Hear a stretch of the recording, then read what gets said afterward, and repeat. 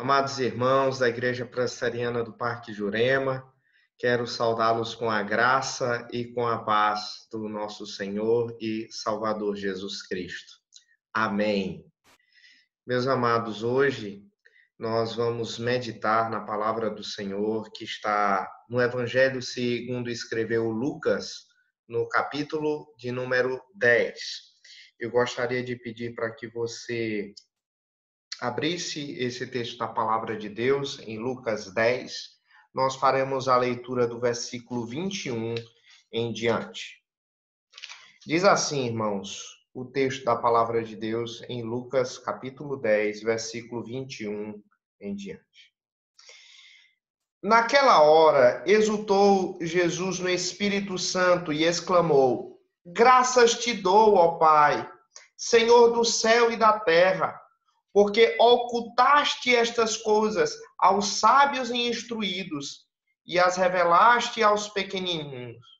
Sim, ó Pai, porque assim foi do teu agrado. Tudo me foi entregue por meu Pai. Ninguém sabe quem é o Filho, senão o Pai. E também ninguém sabe quem é o Pai, senão o Filho, e aquele a quem o Filho o quiser revelar.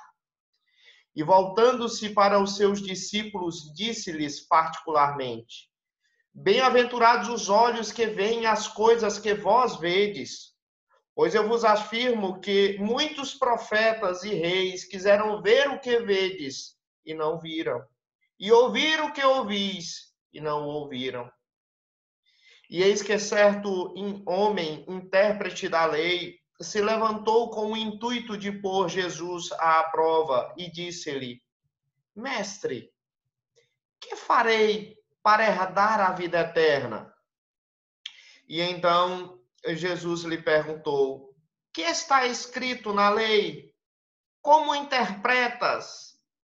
A isto ele respondeu: Amarás o Senhor teu Deus de todo o teu coração, de toda a tua alma e de todas as tuas forças, de todo o teu entendimento. E amarás o teu próximo como a ti mesmo. Então Jesus lhe disse: Respondeste corretamente, faze isto e viverás. Ele, porém, querendo justificar-se, perguntou a Jesus: Quem é o meu próximo? Jesus prosseguiu dizendo: Certo homem descia de Jerusalém para Jericó e veio a cair em mãos de salteadores, os quais, depois de tudo lhe roubarem e lhe causarem muitos ferimentos, retiraram-se, deixando-o semi-morto. Casualmente descia um sacerdote por aquele mesmo caminho e, vendo-o, passou de largo. Semelhantemente, um levita descia por aquele lugar e, vendo-o, também passou de largo.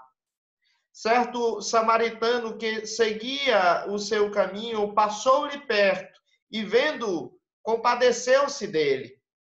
E, chegando-se, pensou-lhe os ferimentos, aplicando-lhe óleo e vinho, e, colocando-o sobre o seu próprio animal, levou-o para uma hospedaria e tratou dele.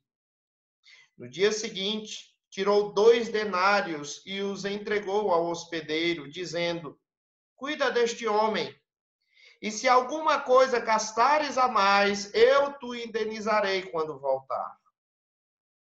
Qual destes 3 te parece ter sido o próximo do homem que caiu nas mãos dos salteadores? Respondeu-lhe o intérprete da lei: O que usou de misericórdia para com ele. Então lhe disse: Vai e procede tu de igual modo. Amém e amém. Queridos, eu quero convidá-los para que, onde vocês estiverem, para que nós possamos, nesse momento, fazer uma oração ao Senhor, nosso Deus, rogando que Ele possa nos abençoar nesse momento em que iremos expor a palavra dele. Vamos orar. Senhor, nosso Deus, nós sabemos, ó Senhor, que os anjos do céu cantam louvores em honra e glória ao teu excelso nome, ó Deus Pai, Deus Filho e Deus Espírito Santo. E nós, ó Deus, como teu povo aqui na terra, queremos nos juntar a eles. E também, ó Deus, cantar louvores e adorar o teu grande e excelso nome. Ó Deus, mas nós estamos privados do culto ainda. Ó Deus, tenha misericórdia de nós. Restaura a nossa sorte, Senhor. Não nos deixa viver no exílio, mas ajuda-nos, ó Deus, a em breve voltarmos ao ajuntamento solene e podermos cultuar ao teu santo e excelso nome. Rogamos, ó Deus, agora pela exposição da tua palavra. Graças te damos pela tua palavra, que mesmo, ó Deus, em meio a essa pandemia, o Senhor nos resguardou, ó Deus, de termos o alimento espiritual. Muito obrigado porque o Senhor foi providente para conosco, nos dando inclusive essa plataforma para que pudéssemos assim ser alimentados, fortalecidos e edificados. Ajuda-nos, ó Deus, agora a compreender a tua palavra, no nome de Jesus. E para a glória de Jesus é que oramos. Amém e amém, Senhor. Irmãos, esse texto que nós acabamos de ler, ele faz parte do Evangelho segundo escreveu Lucas.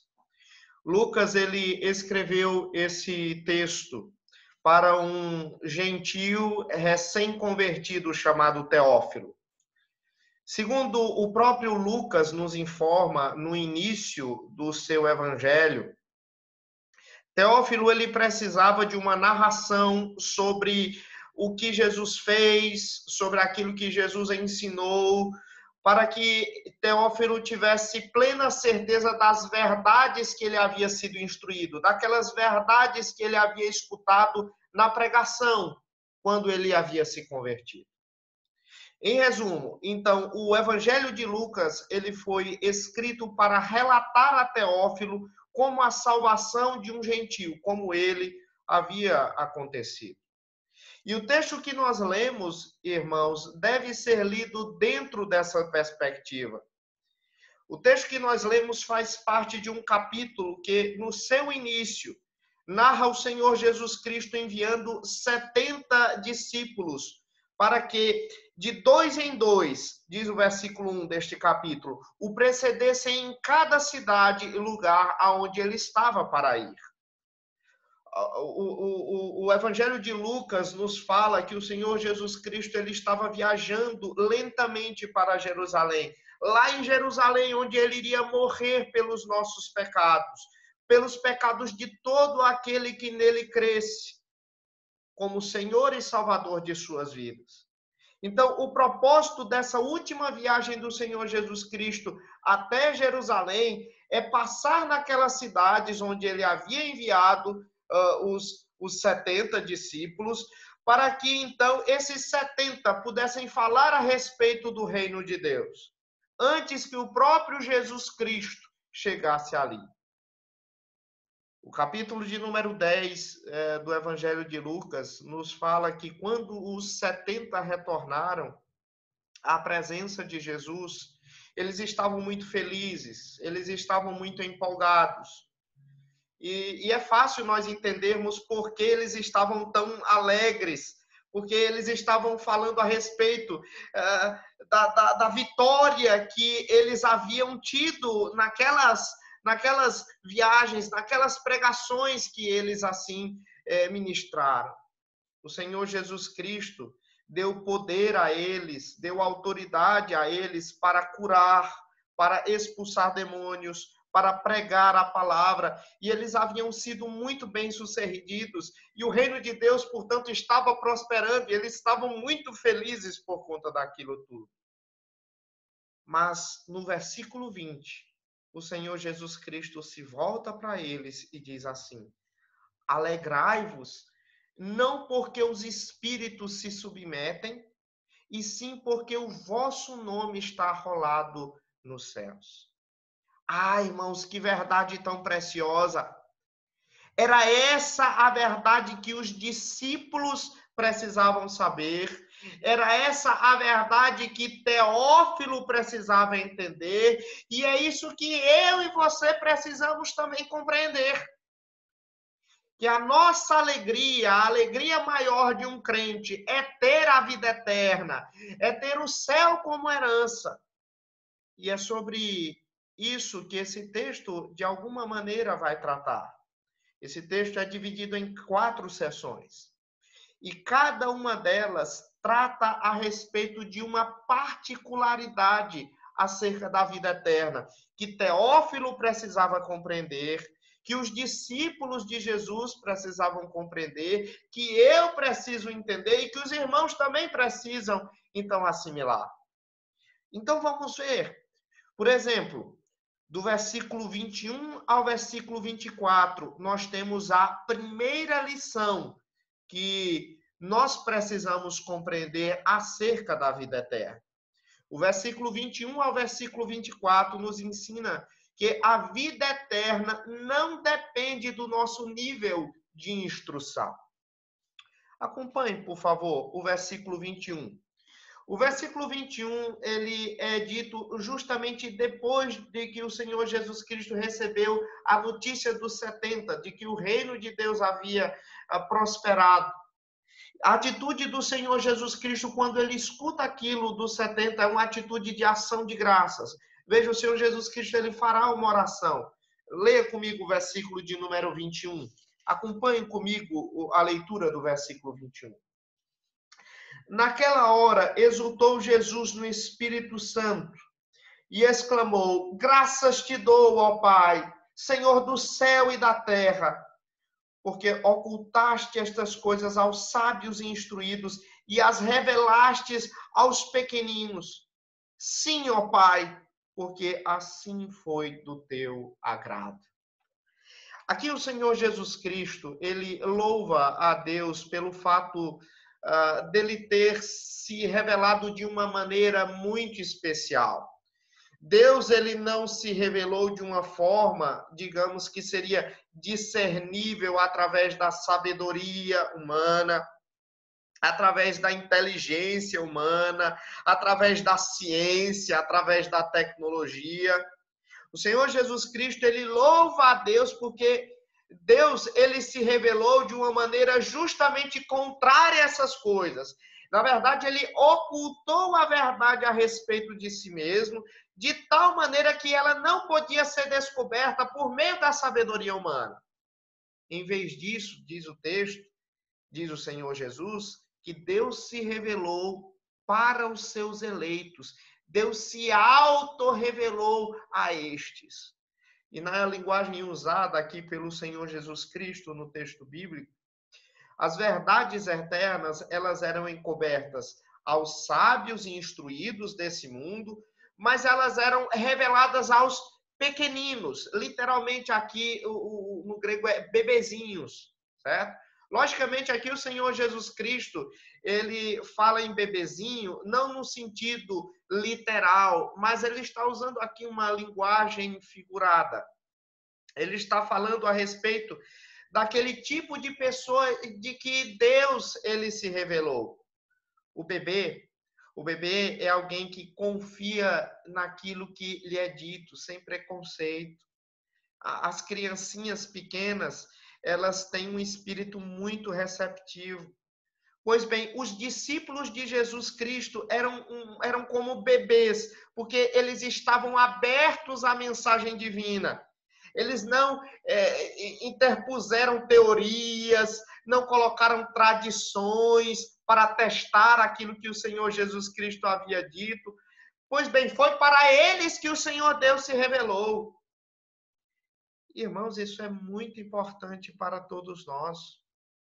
Sabe, irmãos, nós somos muito gratos a Deus pelo conhecimento acadêmico, pelo desenvolvimento científico. Nós somos gratos por aqueles nossos irmãos que conseguiram diplomas através de muito esforço. Mas nós devemos ter muito cuidado com o orgulho da nossa própria sabedoria. Porque somente aqueles que reconhecem a sua incapacidade de conhecer a Deus em sua própria sabedoria, em seu conhecimento, é que podem ser salvos. A Bíblia diz que o homem natural, ele não aceita as coisas do Espírito de Deus, porque eles são loucura. E não pode entendê-las, porque elas se discernem espiritualmente. Sim, como diz o apóstolo Paulo em outra parte da primeira epístola aos Coríntios, porque a palavra da cruz é loucura para os que se perdem, mas para nós que somos salvos é o poder de Deus. Porque a loucura de Deus é mais sábia do que os homens e a fraqueza de Deus é mais forte do que os homens. Era isso que o Senhor Jesus Cristo agradecia ao Senhor Deus. Deus havia se revelado de uma maneira muito especial. E essa maneira pela qual Deus havia se revelado se dava para pessoas humildes, para pessoas receptivas e com um coração voltado para os ensinamentos de Jesus. E o Senhor Jesus Cristo estava grato por isso. Mas o Senhor Jesus Cristo também estava grato por ele fazer parte desse plano soberano que Deus havia arquitetado. Veja só o versículo de número 22. Como é que o Senhor Jesus Cristo ele inicia o versículo 22? Tudo me foi entregue por meu Pai. Sim, na perfeita harmonia da Trindade, Deus Pai, Deus Filho e Deus Espírito Santo, eles distribuíram suas atividades, suas competências e competia a Cristo, portanto, a autoridade da parte de Deus Pai. Deus Pai colocou todas as coisas debaixo da autoridade de Jesus, seja no céu, seja na terra, no inferno, seja envolvendo anjos, seja envolvendo homens, seja envolvendo demônios. Tudo foi entregue a Cristo pelo Pai, dentro daquele eterno desígnio da Trindade. E no final do seu ministério aqui na terra, o Senhor Jesus Cristo confirmou isso, quando ele disse aos seus discípulos: toda autoridade me foi dada no céu e na terra. Então, esse domínio de Cristo, ele é muito amplo. Envolve, inclusive, a escolha de quem vai crer nele e até de quem não crer nele. E é isso que ele vai falar no restante do versículo 22. Vamos ler o versículo 22 completo e vamos entender essa verdade. Ele diz isso: tudo me foi entregue por meu Pai. Veja, ninguém sabe quem é o Filho senão o Pai. E também ninguém sabe quem é o Pai senão o Filho, e aquele a quem o Filho o quiser revelar. Sim, meus irmãos, sim, somente conhecem a Deus aquele a quem o Filho quiser revelar. Sim, porque ninguém jamais viu a Deus. Diz o apóstolo João que o Deus unigênito que está no seio do Pai é quem o revelou. O próprio Senhor Jesus Cristo, ele disse assim a Filipe: quem vê a mim, vê o Pai. Portanto, a verdade espiritual a respeito de Deus, ela não é discernível através da sabedoria humana. Nós somos, irmãos, espiritualmente cegos por natureza. Somente aqueles a quem o Filho do Homem escolher podem, de fato, conhecer a Deus o Pai. Se graciosamente, irmãos, nós fomos contemplados com essa eleição, nós devemos ser muito gratos a Deus. Na verdade, nós devemos ser os mais felizes de todos os homens. O versículo 23 nos mostra isso. Veja só, versículo de número 23. E voltando-se para os seus discípulos, ou seja, aqueles a quem ele havia escolhido, disse-lhes particularmente: bem-aventurados os olhos que veem as coisas que vós vedes. Que coisas eram essas, irmãos?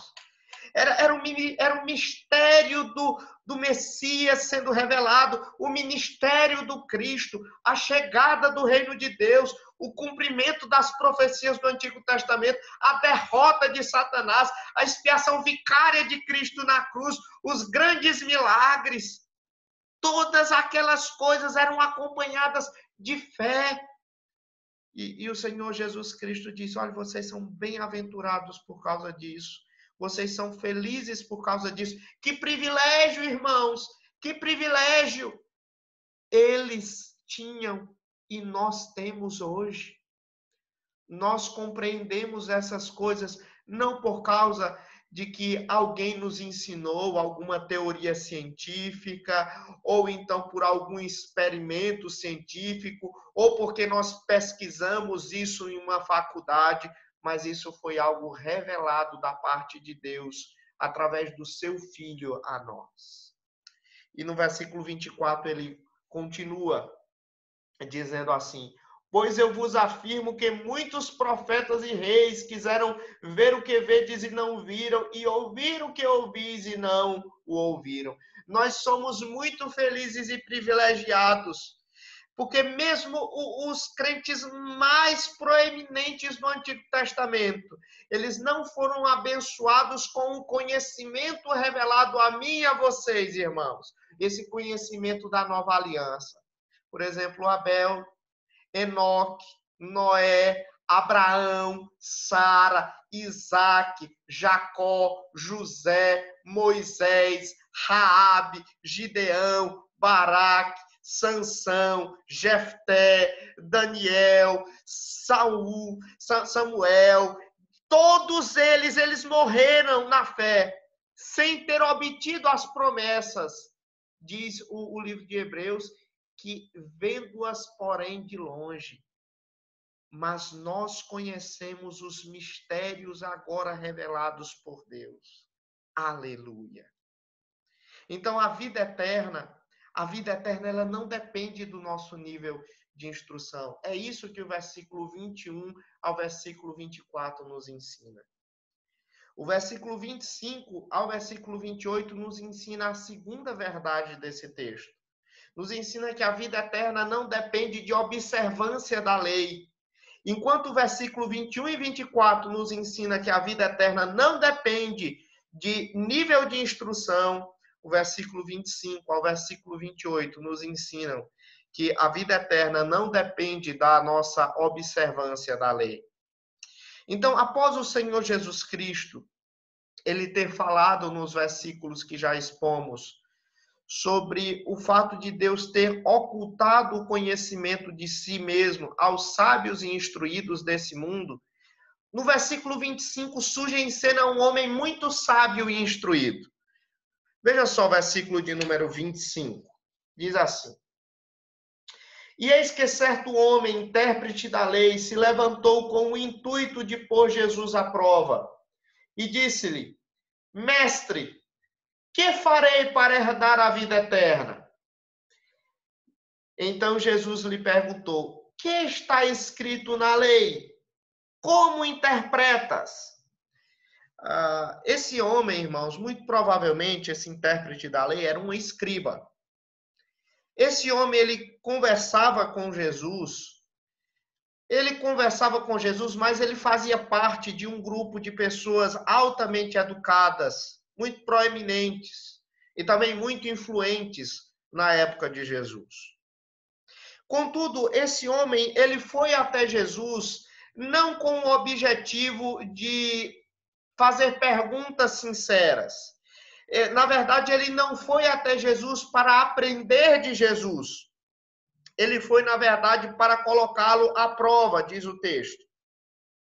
Ele foi até Jesus para fazer uma espécie de armadilha, como a gente fala hoje em dia, uma espécie de uma pegadinha. De alguma maneira, irmãos, aquele homem, ele desejava confundir Jesus. Ele desejava envergonhá-lo diante dos seus seguidores. Mas, apesar disso, a pergunta que ele fez, mestre, que farei para herdar a vida eterna? Era uma pergunta muito boa. E foi por isso que Jesus Cristo não repreendeu de imediato. Nós lemos nos evangelhos que muitas vezes, quando Jesus Cristo não gostava de alguma pergunta, ele repreendia a pessoa que a pronunciou, e aí Jesus Cristo imediatamente redirecionava para outro assunto. Mas não é isso que Jesus Cristo faz aqui. Nesse caso aqui, o Senhor Jesus Cristo, ele aceita aquela pergunta: mestre, que farei para herdar a vida eterna? Essa pergunta, irmãos, ela é uma pergunta que ela é recorrente no Novo Testamento. Ela não é feita apenas aqui em Lucas, no capítulo 10. Se você perceber e ler atentamente o Novo Testamento, você perceberá que essa pergunta ela é repetidas vezes pronunciada. Deixe-me dar aqui alguns exemplos. Por exemplo, lá em Lucas, no capítulo 18, versículo 18, ou seja, apenas 8 capítulos após esse texto que nós estamos expondo, essa pergunta ela é feita novamente. Ela é feita novamente, mas dessa vez feita por um jovem rico. Ele chega até Jesus e diz: "Que farei para herdar a vida eterna?" Você então já deve ter percebido que só por isso, pelo fato de que 8 capítulos depois desse texto que nós estamos expondo, essa pergunta ela ser novamente feita, você já deve ter percebido que essa pergunta ela estava na mente do povo que vivia naquela época com Jesus Cristo. Eles queriam saber a resposta certa para essa pergunta. O que é que uma pessoa precisa fazer para ter a vida eterna? Não é que elas não já tinham escutado essa resposta dos religiosos daquela época, mas de que, de alguma maneira, aquela resposta ela não se coadunava com a realidade das suas vidas, não satisfazia os seus corações. Então, você encontra aqui em Lucas 10 essa pergunta, você encontra em Lucas 18 essa pergunta. Se você seguir a sequência do Evangelho de Lucas, ou seja, o livro de Atos dos Apóstolos, também escrito por Lucas, você vai perceber que lá no capítulo 2, versículo 37, depois que o apóstolo Pedro disse às pessoas que elas haviam rejeitado o Messias e que o haviam entregado aos romanos, então elas sentem aquele pesar no coração, então elas perguntam a Pedro: "Que faremos?" Ou seja, elas estão perguntando assim: o que é que nós vamos fazer para ter a vida eterna? Novamente, a mesma pergunta. Se avançarmos mais um pouco, até Atos no capítulo 16, o carcereiro, ele se volta para Paulo e pergunta: "O que é que devo para ser salvo?" Ou seja, em outras perguntas, o que é que eu faço para herdar a vida eterna? O fato, irmãos, portanto, é inequívoco para nós, depois desses muitos textos que citamos, é que, devido à frequência com que o Novo Testamento ele repete essa pergunta, havia uma preocupação muito grande por aquelas pessoas da época de Jesus a respeito da vida eterna. O que é que elas deviam fazer para herdar a vida eterna? Irmãos, essa é uma questão muito importante. E por sinal, você que está me escutando, você acredita na vida eterna? Você faz essa pergunta? Você está fazendo essa pergunta? Essa é uma pergunta que está no seu coração e na sua mente constantemente, senão ela deveria estar. Porque a Bíblia fala que toda alma ela é imortal. Mas, infelizmente, no mundo pós-moderno que vivemos, hoje, este mundo dominado pelo naturalismo, pelo evolucionismo, pelo humanismo, pelo materialismo e por tantas outras coisas, essas pessoas, elas acabam, as pessoas da nossa época, tentando inutilmente se livrar dessa realidade da vida eterna. Mas o fato, irmãos, é que muitas pessoas, apesar de usarem mentiras para tentar fugir disso, a vida eterna é algo que é inexpugnável dentro de nós. Nós não temos como sair e como nos livrar dessa realidade, porque o nosso coração ele anseia por eternidade. O livro de Eclesiastes diz que Deus colocou a eternidade no coração do homem. Mesmo aqueles homens que negam a realidade da vida eterna, eles ainda sentem de alguma maneira a atração pela eternidade em seus corações. existe, novamente eu afirmo, um senso inexpugnável de eternidade em nossos corações. Até mesmo o homem mais incrédulo que existiu, ele, vez por outra, ele deixa escapar o anelo que ele tem pela eternidade. Todos os homens, até mesmo o mais incrédulo. Existe uma música de uma banda mineira muito famosa nos dias de hoje, chamada Jota Quest. Uma das músicas mais famosas deles diz assim: vivemos esperando dias melhores, dias de paz, dias a mais, dias que não deixaremos para trás. Você percebeu? Eles não são pessoas religiosas, eles não deixam em suas entrevistas transparecer que anseiam pela vida eterna, mas nas suas músicas sim. De sorte que, de todas as perguntas que qualquer homem poderia fazer, nenhuma delas é mais importante do que essa. O que é que eu devo para herdar a vida eterna? O que é que eu devo fazer para viver eternamente? Novamente eu pergunto, e você? Você admite que crê na vida eterna? Você já fez essa pergunta: o que devo fazer para herdar a eterna vida? Você está fazendo nesse momento essa pergunta. Essa é uma pergunta que está presente em seu coração, em sua mente. Ela está? Senão, ela devia estar. O Senhor Jesus Cristo, ele respondeu à pergunta do escriba com uma outra pergunta. O escriba se voltou para ele e disse: mestre, que farei para herdar a vida eterna? Mas o Senhor Jesus Cristo aqui, em vez de responder diretamente ao escriba, ele resolve então lançar uma outra pergunta. Vez por outra, o Senhor Jesus Cristo responde a uma pergunta nos evangelhos com uma outra pergunta. Não porque ele era tímido, não porque ele era evasivo, mas porque justamente quando ele faz perguntas para as pessoas que o interpelam, justamente ele faz isso para contar algo sobre o coração da pessoa, para que a pessoa refletisse a respeito daquilo que havia dentro do seu coração. Ele, de alguma maneira, quando ele lança a pergunta para uma outra pessoa, ele está, de alguma maneira, direcionando a atenção da pessoa para algo que está no coração dela. E é justamente o que o Senhor Jesus Cristo vai fazer aqui.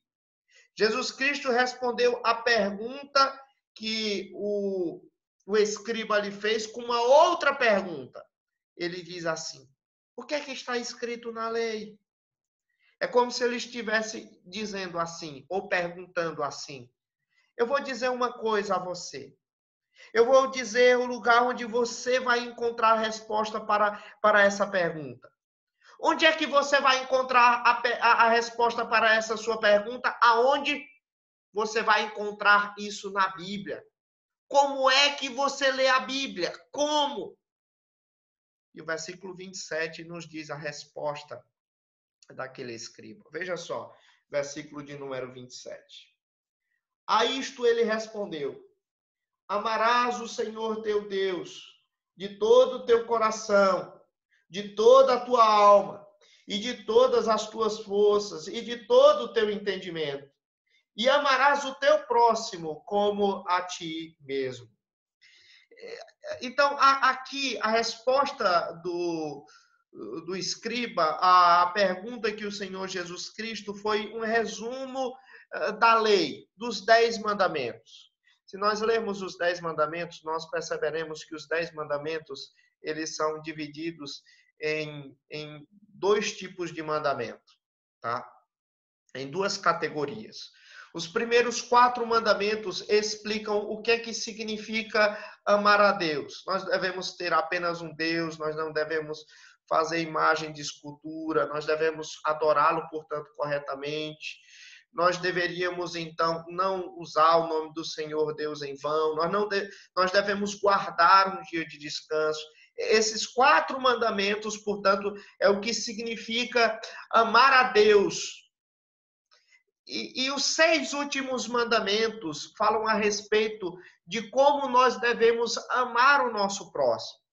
Então, o que o Senhor Jesus Cristo, ele escutou, portanto, daquele escriba foi, para alguém ser salvo, ele precisa, portanto, obedecer os mandamentos de Deus. Ele tem que cumprir a lei.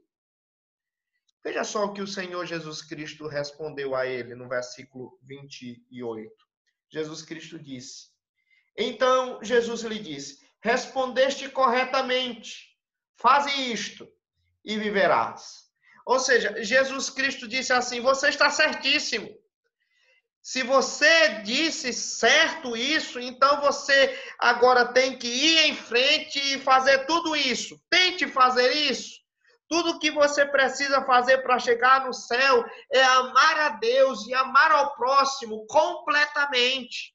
Se você quer herdar a vida eterna pelas obras, então você deve obedecer perfeitamente a lei de Deus. Mas qual é o problema disso tudo, meus irmãos? Quem é de nós que pode guardar perfeitamente a lei de Deus? Quem é apto para cumpri-la? Quem pode alcançar esse padrão de perfeição absoluta? Ninguém. A Bíblia diz que ninguém é justificado pela prática da lei, mas mediante a fé em Jesus Cristo. Nós somos justificados pela fé em Cristo e não pela prática da lei, porque pela prática da lei ninguém é justificado. Então Jesus Cristo, ele está dizendo para aquele homem que aquele homem ele estava certo só até um determinado ponto, porque embora o cumprimento perfeito da lei faz com que o homem seja salvo, nenhum homem é capaz de ser salvo. Jesus remeteu aquele escriba, então, de volta à lei, não porque a lei tinha capacidade de salvá-lo naquele estado, mas porque a lei mostrava que ele precisava ser salvo. A lei, ela não nos salva, mas a lei nos mostra que nós precisamos ser salvos. Irmãos, não é possível nós herdarmos a vida eterna enquanto nós não estivermos convencidos que somos pecadores. Mas muitas pessoas acham que no dia do juízo final, Deus se adequará, ou Deus adequará as exigências da lei às capacidades de cada um. Elas acham que Deus vai chamá-las, não é? E que Deus vai julgá-las apenas por aquilo que elas podem alcançar. Elas pensam assim: até onde eu posso, eu sou um bom vizinho. Até onde eu posso, eu sou um bom marido. Até onde eu posso, eu sou um bom filho. Até onde eu posso, eu sou um bom empregado. Então, eu mereço ir no céu, porque eu estou fazendo o melhor de mim. Mas isso está errado, irmãos. Se você vem até o Senhor Jesus, como esse escriba veio, buscando ser aceito pelas suas supostas boas obras, você vai escutar o Senhor Jesus Cristo dizendo: cumpra os 10 mandamentos perfeitamente, faça isso e viverá. Mas para aqueles que buscam o perdão de Deus, unicamente pela sua graça em Cristo Jesus, na obra de Cristo Jesus na cruz, eles escutarão o Senhor Jesus Cristo dizer: viva e agora faça isso. Você percebeu? É o inverso. Se você chega ao Senhor Jesus Cristo se auto-justificando, ele dirá assim: faça isso, cumpra os 10 mandamentos e viverá. Mas se você admite o seu pecado e os confessa diante de Deus, o Senhor Jesus Cristo dirá: viva. E então agora cumpra os mandamentos. Se me amais, guardareis os meus mandamentos. Então a minha palavra para você nesse momento é que você deve reconhecer o seu pecado, Você deve clamar a Deus por misericórdia. Você deve abraçar o Senhor Jesus Cristo como único Senhor e Salvador de sua vida. Porque como nós já vimos aqui em primeiro lugar, a vida eterna, ela não depende do seu nível de instrução. Em segundo lugar, a vida eterna não depende de observância da lei. E agora, no versículo 29 a 35, nós também veremos, em terceiro lugar, que a vida eterna não depende da nossa misericórdia. Irmãos, em vez daquele escriba reconhecer o seu próprio pecado, em vez dele clamar a Deus por misericórdia, em vez dele correr para Cristo e abraçá-lo como o único Senhor e Salvador da sua vida, nós veremos no versículo 29 que, em vez disso, ele foi dar uma evasiva, ele fez uma outra pergunta. Na verdade, ele queria convencer as pessoas que estavam ali observando o seu diálogo com Jesus e quiçá o próprio Jesus de que ele era justo, de que ele era um homem bom, mesmo aquele homem sabendo que ele não era, mas ele queria manter a fachada. Veja só o versículo de número 29. O que é que diz o versículo de número 29? Ele, porém, querendo justificar-se, perguntou a Jesus: Quem é o meu próximo? Meus irmãos, isso é uma pergunta que muitos que estavam ali, se não todos, sabiam de uma resposta muito popular que os rabinos daquela época pronunciavam. A tradição rabínica e a interpretação popular desse mandamento, amarás o teu próximo como a ti mesmo, lá de Levíticos 19, e era a seguinte: amarás o teu próximo judeu, e odiarás o teu inimigo. Você vai encontrar essa interpretação deste mandamento lá no Evangelho de Mateus, no capítulo de número 5, versículo 43. Mas isso, irmãos, essa ideia de que você ama o próximo e odeia o inimigo, esse próximo sendo apenas aquele que é seu amigo, aquele que compartilha das suas mesmas crenças, aquele que tem pontos em comum com você, esse tipo de interpretação, ele esvazia toda a força do mandamento. Porque pense comigo, se você tem a liberdade de odiar o seu inimigo, então você está livre também da sua obrigação de amar qualquer pessoa que você considera como sendo o seu inimigo. Segundo essa interpretação, a interpretação rabínica, você não tem qualquer obrigação moral, você não tem qualquer obrigação legal de amar qualquer pessoa que você não queira amar. E logicamente, isso aqui era uma evasiva, não é? O Senhor Jesus Cristo, ele sabia disso. E a essa altura, o Senhor Jesus Cristo, ele poderia ter mandado aquele escriba embora. Ele poderia ter dito assim para aquele escriba: vai embora, você é um descrente, você está fora do reino de Deus, eu não vou perder meu tempo com você. Mas em vez disso, nós lemos na Bíblia, a partir do versículo 30, que o Senhor Jesus Cristo resolveu contar uma história para ele. Na verdade, era uma parábola para tentar explicar quem era o próximo daquele homem. Veja só o versículo de número 30. Diz assim o versículo de número 30. Jesus prosseguiu dizendo: certo homem, sozinho, ele descia de Jerusalém para Jericó. De Jerusalém para Jericó era um pouco menos de 25 quilômetros. Era uma estrada assim muito sinuosa, cheia de curvas, cheia de precipícios. Tinha muitas cavernas. Nessas cavernas geralmente se escondiam animais, inclusive ladrões também. E aí o texto diz que esse homem que descia de Jerusalém para Jericó veio a cair em mãos de salteadores, um bando de ladrões violentos, os quais, depois de tudo lhe roubarem, o que incluía até as roupas do corpo, ele estava lá, inclusive, pelado, certo? Lhe causaram muitos ferimentos. Que povo malvado, não é? Se não bastasse roubar todos os pertences daquele homem, ainda bateram nele.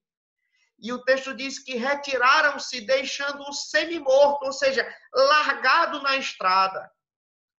Casualmente, versículo 31, casualmente, porque a depender da época do ano, a estrada ela não era tão movimentada, sobretudo no período do inverno, que era muito frio. O texto diz que descia um sacerdote por aquele mesmo caminho. Olha que ótima notícia. Olha que coisa boa. Um servo de Deus que conhecia a lei no Antigo Testamento, que oferecia sacrifícios no templo em favor do povo. Olha que boa notícia. Esse homem estava descendo também por ali. E aí o texto diz que, e vendo, passou de largo. Aqui no grego, literalmente, ele deslocou-se para o lado oposto. Talvez porque ele estivesse cansado demais, depois de uma semana de trabalho lá no templo. Talvez porque ele ficasse com medo de ser contaminado por tocar num samaritano. Não sei, tá? Mas, na verdade, irmãos, é que aquele homem, ele não acudiu. E aí o versículo 32 diz, semelhantemente, um levita descia. Levita descia sozinho também, igual como aquele sacerdote, por aquele lugar. E vendo, também passou de largo, ou seja, ele agiu da mesma maneira que aquele sacerdote. Assim que ele viu aquele moribundo deitado na estrada, ele passou para o outro lado. Era outro homem sem compaixão, embora fosse religioso. Você lembra aquilo que nós havíamos já dito a respeito do versículo 21? Jesus havia dito lá no versículo 21, eu te louvo, Pai, Senhor do céu e da terra, porque escondeste estas coisas dos sábios e dos ocultos e as revelaste aos pequenininhos. Sim, Pai, pois assim foi do teu agrado. Pois bem, agora nós encontramos dois personagens nessa parábola que eram conhecedores das Escrituras, eles eram sábios, eles eram cultos no que toca a Bíblia, eles representavam os homens de melhor formação naquela época, no período do Senhor Jesus Cristo, em questão de religião, em questão de Bíblia. Eles eram muito respeitados, mas aquilo tudo não serviu de nada na hora de acudir àquele homem necessitado. Eles não amavam a Deus de verdade no final das contas, pois quando você ama a Deus, você ama o próximo também. Quando eles se viram diante de uma necessidade urgente, quando eles viram e eles tiveram a oportunidade de demonstrar amor por alguém, eles se recusaram a fazer isso. Contudo, o Senhor Jesus Cristo prossegue na parábola, versículo 31. Certo samaritano, que era inimigo dos judeus, inimigo mortal dos judeus, certo samaritano, que seguia o seu caminho, também sozinho, passou-lhe perto, ao contrário do sacerdote e do levita, né, que passaram de largo, e vendo-os, compadeceu-se dele, ou seja, diferentemente do sacerdote e do levita. Irmãos, naquela situação, um samaritano era a pessoa que prestaria ajuda, assim, era a pessoa que menos a gente esperaria que pudesse prestar ajuda àquele homem.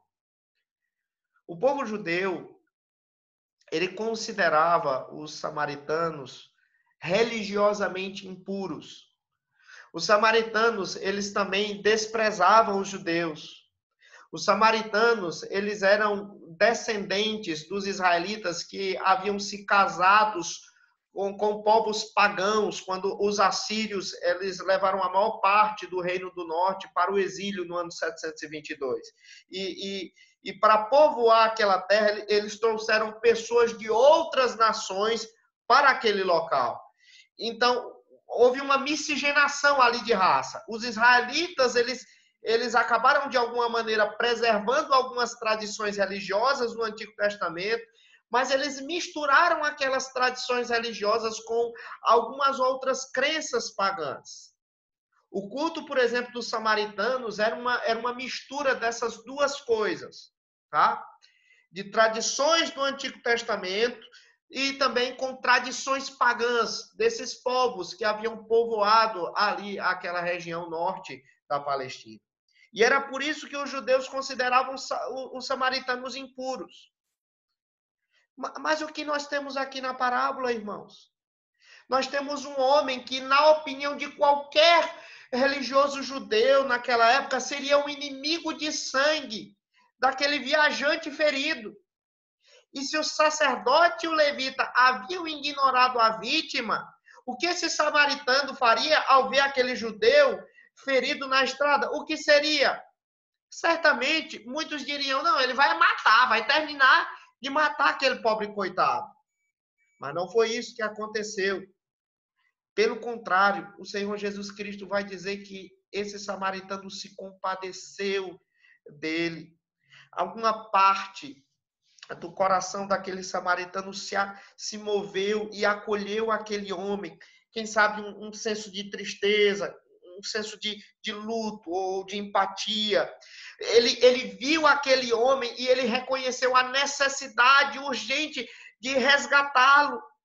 Então ele assumiu o fardo daquele homem ferido como se fosse o seu próprio fardo. Veja só o versículo 34. Veja só como é que o Senhor Jesus Cristo ele conclui aquela parábola. Diz o seguinte: e chegando-se, pensou-lhe os ferimentos, ou seja, tratou dos ferimentos, aplicando-lhe óleo e vinho, porque o vinho ele tem álcool, né? Então o vinho era uma espécie de antisséptico. E o óleo que o Senhor Jesus Cristo fala aqui era uma espécie de analgésico. E aqui a gente tem que lembrar que todos os pertences do moribundo haviam sido roubados. Tudo que o samaritano utilizou para cuidar daquele homem que havia sido roubado e maltratado, havia sido utilizado do seu próprio bolso, generosamente. E aí o texto continua no versículo 34.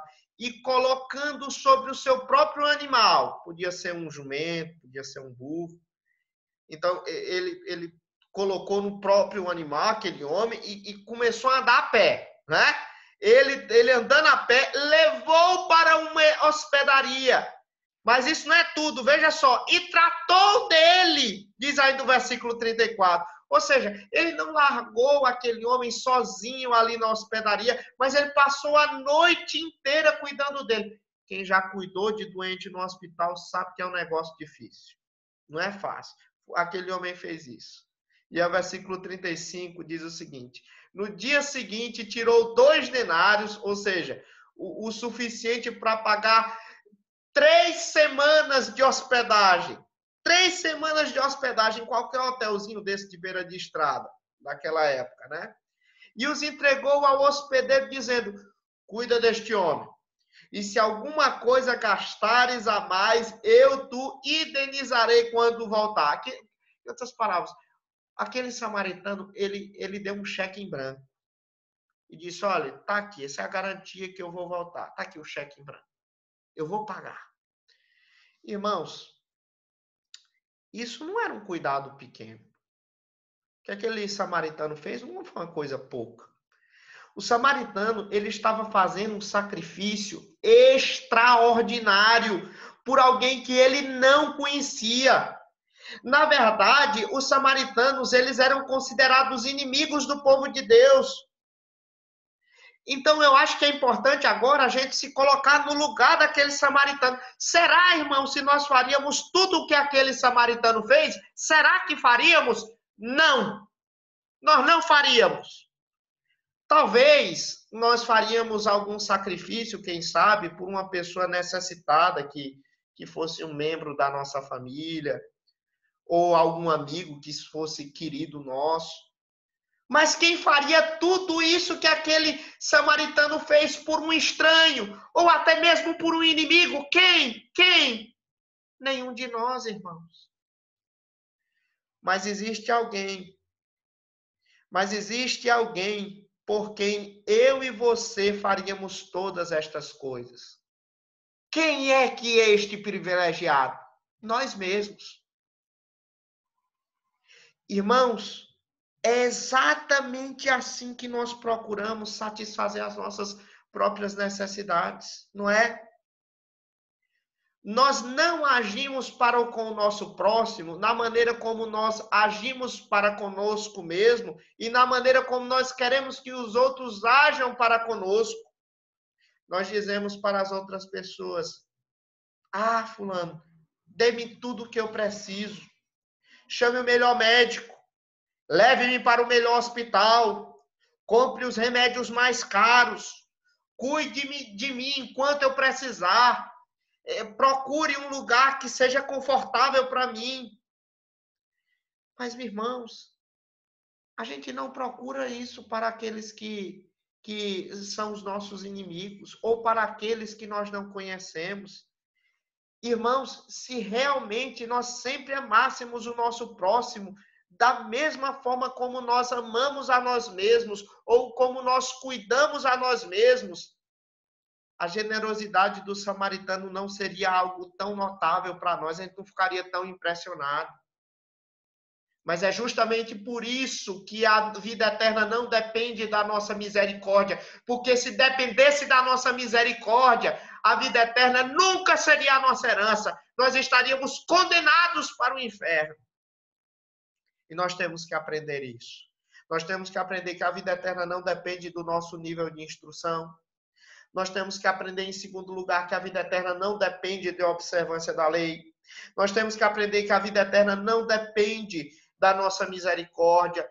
E, em último lugar, nós precisamos aprender que a vida eterna não depende da inclinação do nosso coração. Isso a gente precisa entender. Irmãos, quando o Senhor Jesus Cristo contou essa parábola, ele queria fazer mais do que contar uma história sobre misericórdia para aquele escriba. Ele, na verdade, queria mostrar para o próprio escriba o pecado de seu coração. Os profetas do Antigo Testamento frequentemente faziam isso. Você se lembra, por exemplo, do caso de Davi, quando ele foi confrontado por Natã. A Bíblia diz que Davi, ele pecou contra Urias, contra Batseba. Ele havia tomado Batseba, que já era casada, que já era esposa de Urias. E para se livrar e ocultar o seu pecado, ele matou Urias. Então a Bíblia diz que o profeta Natã veio ao seu encontro.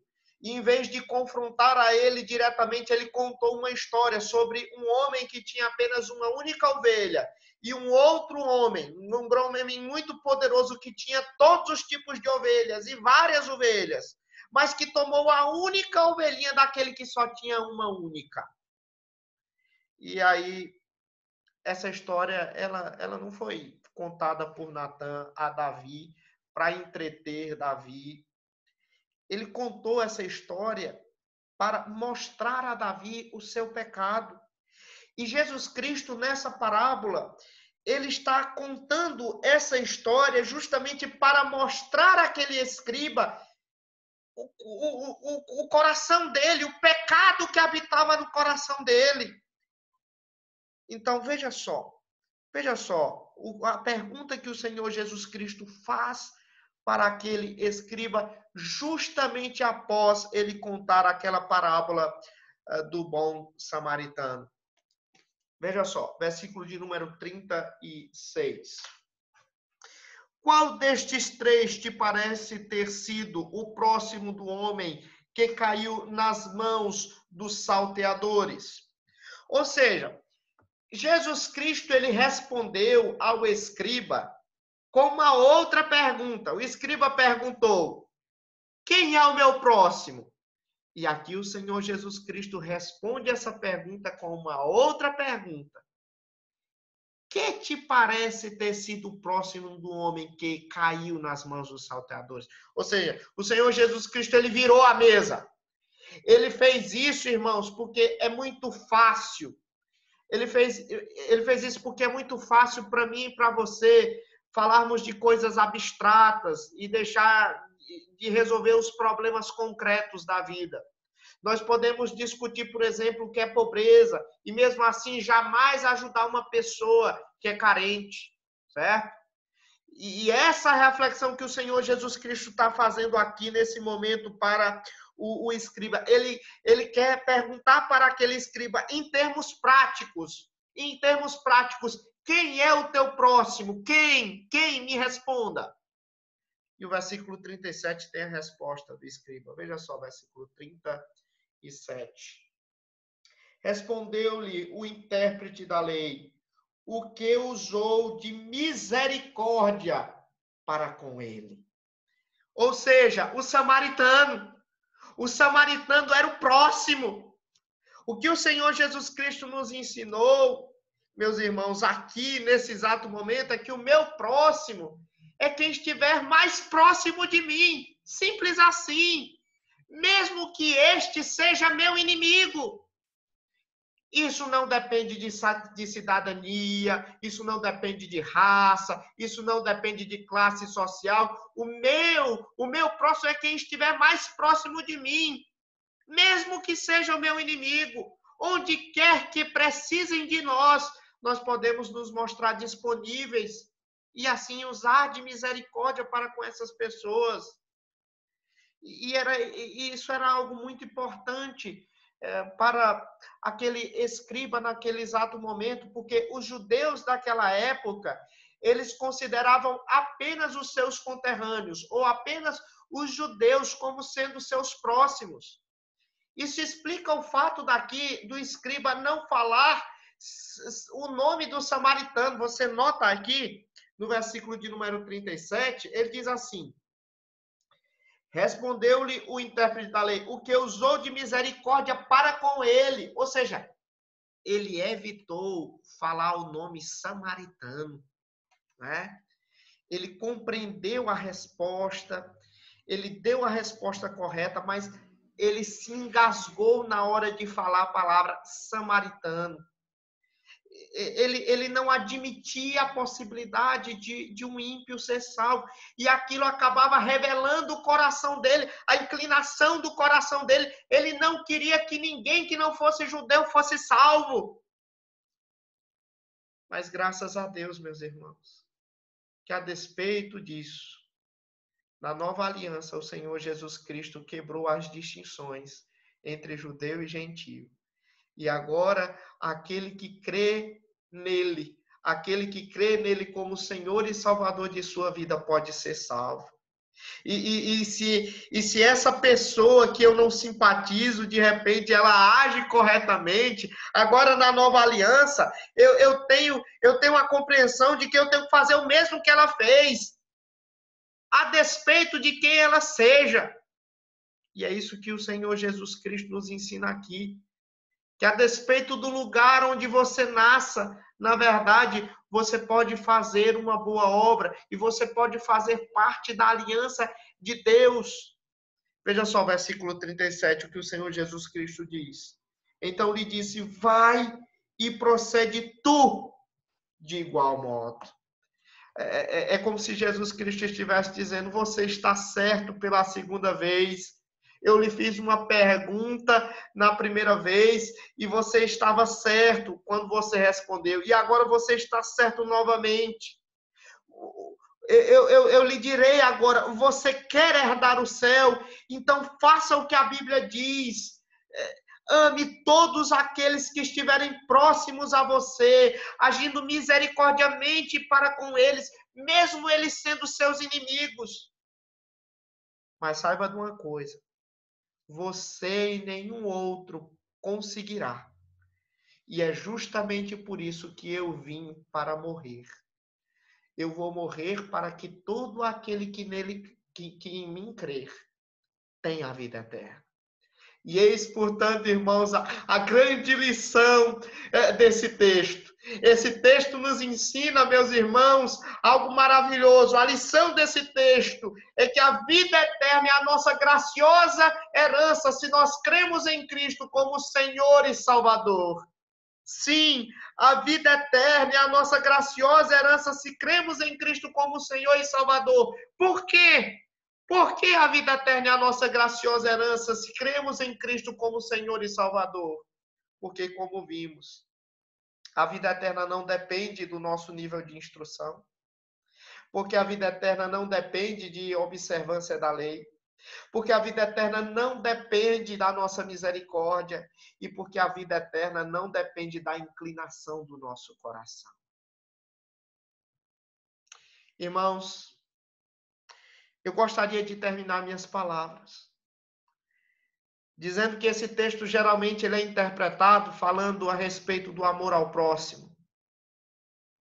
E sinceramente, eu espero que depois desse sermão você acabe amando mais o próximo, estando disposto a demonstrar esse amor de forma mais efusiva, superlativa e maiúscula.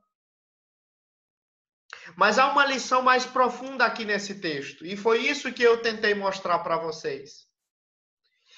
E eu gostaria de dizer mais, irmãos. Que a maneira como o bom samaritano, ele cuidou do viajante, é a maneira como Deus ama os pecadores. Na verdade, o amor de Deus, ele é infinitamente mais profundo, ele é infinitamente mais maravilhoso do que isso que nós vimos aqui nessa parábola. Porque o Senhor Jesus Cristo, ele não saiu de Jerusalém para nos ajudar. O Senhor Jesus Cristo, ele desceu do céu e se encarnou para salvar pessoas que estavam condenadas ao inferno, como eu e você. O peso do nosso pecado era tal que ele colocou esse fardo não sobre um jumento, mas nele mesmo. E ele não pagou 2 denários para alguém sarar nossas feridas, mas ele verteu o seu próprio sangue para nos curar. Como disse o apóstolo Paulo, dificilmente alguém morreria por um justo, pois poderá ser que pelo bom alguém se anime a morrer. Mas Deus prova o seu próprio amor para conosco pelo fato de ter Cristo morrido por nós, sendo nós ainda pecadores. Na verdade, quando éramos inimigos de Deus, nós fomos reconciliados por Deus com Ele mesmo, mediante a morte do seu Filho. E agora o Senhor Jesus Cristo, Ele está à destra de Deus Pai, de onde Ele intercede por nós, e de onde Ele promete também voltar para nos tirar da estalagem deste mundo, deste alojamento temporário que nos encontramos, para então nos conduzir para a glória eterna, de onde Ele reina eternamente. Vamos orar, irmãos? Senhor, nosso Deus, nosso Pai, obrigado, Senhor, porque a salvação, ela não é por aquilo que eu faço, não é por aquilo que eu penso, não é por aquilo que eu sinto. Obrigado porque a salvação é por pura graça. Eu não faço nada porque Cristo fez tudo por mim. Ó Deus, nos faz amar mais a Cristo. Nos faz amar mais aquele que se entregou em nosso lugar. E faz-nos, ó Deus, nos voltar para Ele, a fim de que, através do seu exemplo perfeito, possamos amar ao nosso próximo como a nós mesmos. Porque Ele sim, ó Deus, Ele entregou a sua vida em favor daquele que estava precisando, daqueles que estava carente de vida eterna. Ó Deus, ajuda-nos nesse sentido. Perdoa os nossos muitos pecados e santifica-nos nessa verdade. Por amor do Senhor Jesus. E em nome dele que oramos. Amém e amém. Meus amados irmãos, Deus abençoe a cada um de vocês, que Ele possa estar cuidando de cada um de vocês e que nós possamos, dentro da vontade dEle, em breve retornar ao nosso lugar de culto, ao nosso espaço de culto e voltar a adorarmos juntos. Deus sabe o quanto eu tenho sentido saudade dos irmãos e da adoração comunitária. E a minha oração diária é que Ele possa, no tempo dEle, que a minha oração é que no tempo dEle Ele possa nos congregar novamente, para que nós possamos desfrutar da companhia um do outro e, sobretudo, da companhia do Senhor. Deus os abençoe, meus irmãos.